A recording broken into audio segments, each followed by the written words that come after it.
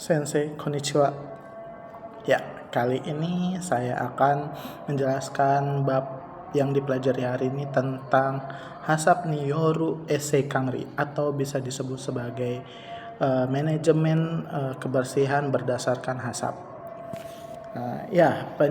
Dari pelajaran ini tentu dilakukan karena saat memproduksi makanan kita menghindari yang namanya kigayoin masuk ke dalam makanan. Oleh sebab itu dilakukanlah analisis apa saja benda-benda yang akan masuk ke dalam makanan, lalu dibuatlah standar-standar supaya analisis yang dilakukan itu bisa tidak terjadi. Contohnya, saya memproduksi misalnya hamburger. Nah, saya menganalisis hamburger ini akan kemasukan yang namanya kuku, rambut ataupun sebagainya.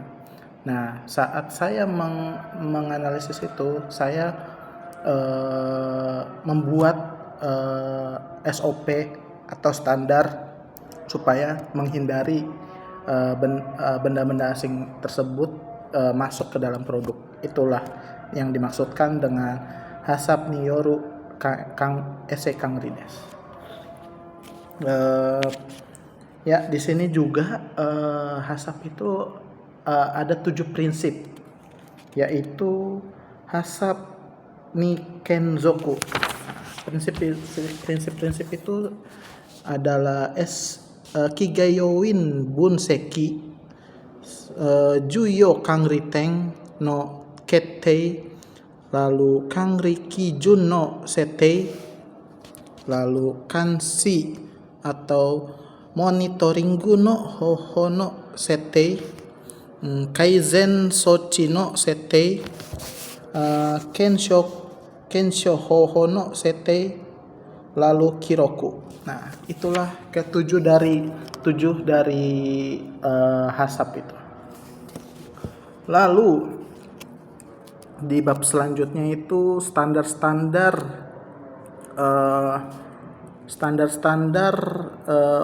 saat memproduksinya. Standar-standarnya itu ada 5, yaitu Kanetsu Saking Shita Ato no Reikyaku, lalu Yakuzai ni Yoru Saking, Kinzoku Tanchiki, lalu Eksen Ibutsu Kensu Seksuki. 5 metode ini dilakukan supaya tidak ada yang namanya ibutsu masuk ke dalam produk, seperti itu. Lalu ada yang namanya pelanggaran-pelanggaran saat memproses manajemen. Nah, pelanggaran ini sangat disarankan untuk tidak dilakukan, karena kita tidak tahu apa yang akan terjadi saat konsumen mengkonsumsi produk-produk kita, terutama sokuchudoku. Itu sangat fatal. Maka dari itu para pekerja itu harus mengikuti instruksi atau perintah atau SOP yang berlaku di perusahaan tersebut. Lalu Kaizen Sokchi. Nah, ini misalnya barang-barang atau mesin-mesin itu juga harus dicek dan dilakukan perbaikan. Apa saja yang kurang, apa saja yang dapat membuat produk-produk itu cacat, terutama tentang mesin. Contohnya mesin conveyor.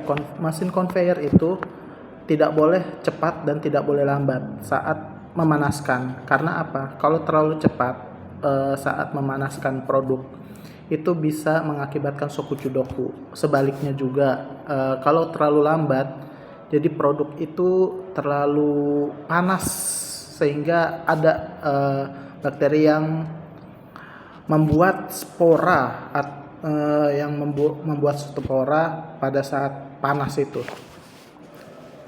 Nah, dari semua ini, jika ada kesalahan atau apapun itu, segera dilakukan pencatatan. Pencatatan ini dibutuhkan juga supaya kita tahu apa yang kurang, apa yang dibutuhkan, supaya kita bisa menghindari apapun.